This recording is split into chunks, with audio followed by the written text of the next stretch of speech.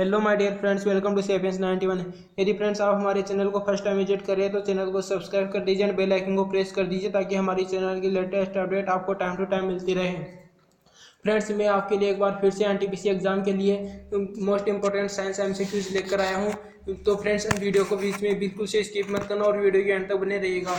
और यदि फ्रेंड्स आपको ये वीडियो पसंद आए तो वीडियो लाइक और शेयर करें जिससे कि आपको दोस्तों को भी इसका फायदा हो सके। तो फ्रेंड्स, देखते हैं हम आज का हमारा पहला एमसीक्यू। रुधिर कणिका के बिना रक्त का तरल अंश क्या कहलाता है? तो रुधिर कणिका के बिना रक्त का तरल अंश सीरम कहलाता है। इसका राइट आंसर ऑप्शन सी सही होगा।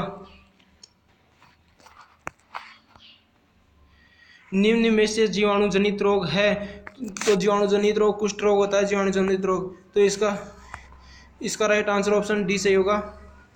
देखते हैं नेक्स्ट क्वेश्चन। आयोडीन युक्त नमक लाभकारी होता है, तो आयोडीन युक्त नमक थायराइड की क्रियाशीलता हेतु लाभकारक होता है। तो इसका राइट आंसर ऑप्शन सी सही होगा।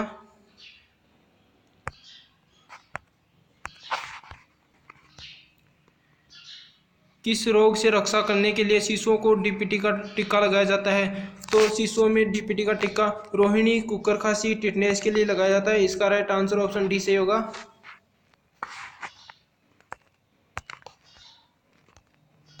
देखते हैं नेक्स्ट क्वेश्चन। ग्लूसोआ एक वायरस है जिससे किस भाग में सूजन होती है?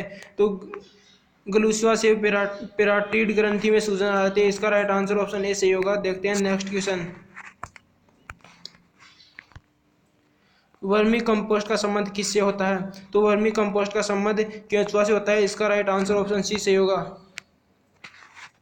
देखते हैं नेक्स्ट क्वेश्चन। सुपर पोटैटो क्या है? तो सुपर पोटैटो आलू की ट्रांसजेनिक फसल को कहा जाता है। तो इसका राइट आंसर ऑप्शन सी सही होगा इसमें।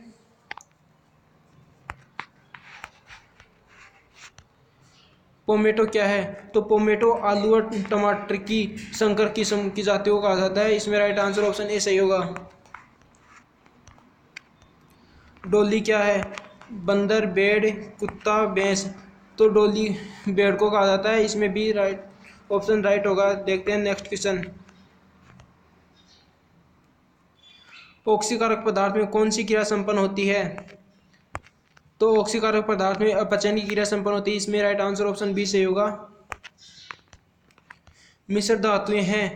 मिश्र धातुएं ठोस में विलयन को कहा जाता है। इसमें राइट आंसर ऑप्शन ए सही होगा। आवर्धक लेंस क्या होता है? तो आवर्धक लेंस कम फोकस दूरी वाला उत्तल लेंस को कहा जाता है। इसमें राइट आंसर ऑप्शन बी सही होगा।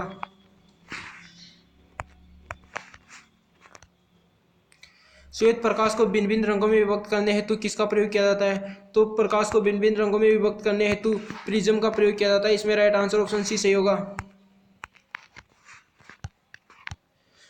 अमोनियम उत्पादन की हेबर विधि में प्रयुक्त उत्प्रेरक है। तो अमोनियम उत्पादन की हेबर विधि में प्रयुक्त अमोनियम को ब्लेडिनम कहा जाता है, मोलिब्डेनम कहा जाता है। इसमें राइट आंसर ऑप्शन डी सही होगा।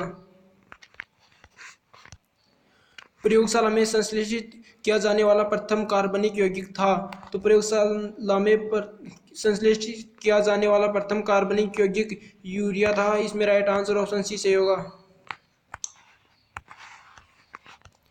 एडिसन रोग का संबंध किस अंतःस्रावी ग्रंथि से है? तो एडिसन रोग का संबंध एड्रिनलिन ग्रंथि से होता है। इसमें राइट आंसर ऑप्शन ए सही होगा। देखते हैं नेक्स्ट क्वेश्चन। थायरोक्सिन हार्मोन की अधिकता से होने वाला रोग है। तो थायरोक्सिन की अधिकता से होने वाला रोग ग्वाइटर रोग होता है। इसका राइट आंसर ऑप्शन बी सही होगा। पारिस्थितिक तंत्र में ऊर्जा का प्रवाह होता है। पारिस्थितिक तंत्र में ऊर्जा का प्रवाह एक दिशा दिशा में होता है। इसका राइट आंसर ऑप्शन बी सही होगा।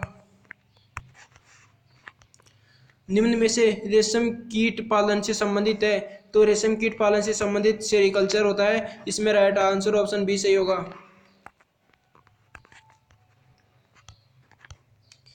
ग्लाइकोलाइसिस चक्कर में से कितने एटीपी की उपलब्धि होती है? तो ग्लाइकोलाइसिस चक्कर से 2 एटीपी की उपलब्धि होती है। इसमें राइट आंसर ऑप्शन ए सही होगा, 2। ग्लाइकोलाइसिस व क्रेब्स शक्कर के मध्य की कड़ी को एसिटिल को एंजाइम ए भी कहा जाता है। इसमें राइट आंसर ऑप्शन सी सही होगा।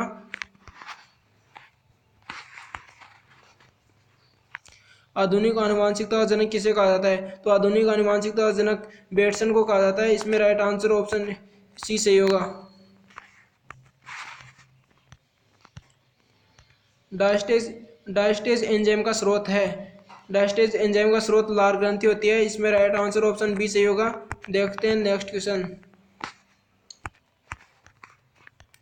निम्न में विटामिन है, तो राइबोफ्लेविन को विटामिन कहा जाता है। इसमें राइट आंसर ऑप्शन डी सही होगा। देखते हैं नेक्स्ट क्वेश्चन। हेपेटाइटिस है, तो हेपेटाइटिस जिगर की बीमारी होती है। इसका राइट आंसर ऑप्शन सी सही होगा।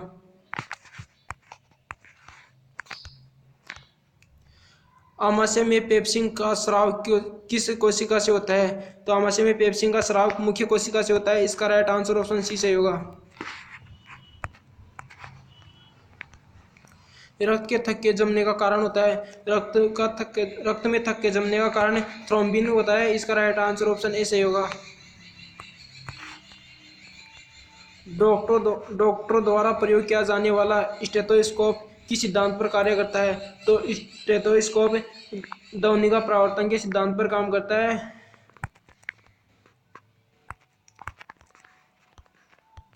मानव में कुल रक्त में कितने प्रतिशत प्लाज्मा होता है? तो कुल रक्त में 55% प्लाज्मा का होता है, 45% बीमाणु का होता है। पेसमेकर निम्न में से किससे संबंधित होता है? तो पेसमेकर क्या संबंधित है? दिल से संबंधित है। पेसमेकर निम्न में से किससे संबंधित होता है? तो पेसमेकर दिल से संबंधित होता है। इसमें राइट आंसर ऑप्शन सी सही होगा। तो फ्रेंड्स आज के लिए इतना ही। मिलते हैं नेक्स्ट वीडियो में। यदि फ्रेंड्स आपको हमारा ये वीडियो पसंद आए तो अपने दोस्तों को भी शेयर करें, जिससे कि उनको भी इसका फ़ायदा हो सके। Thanks for watching.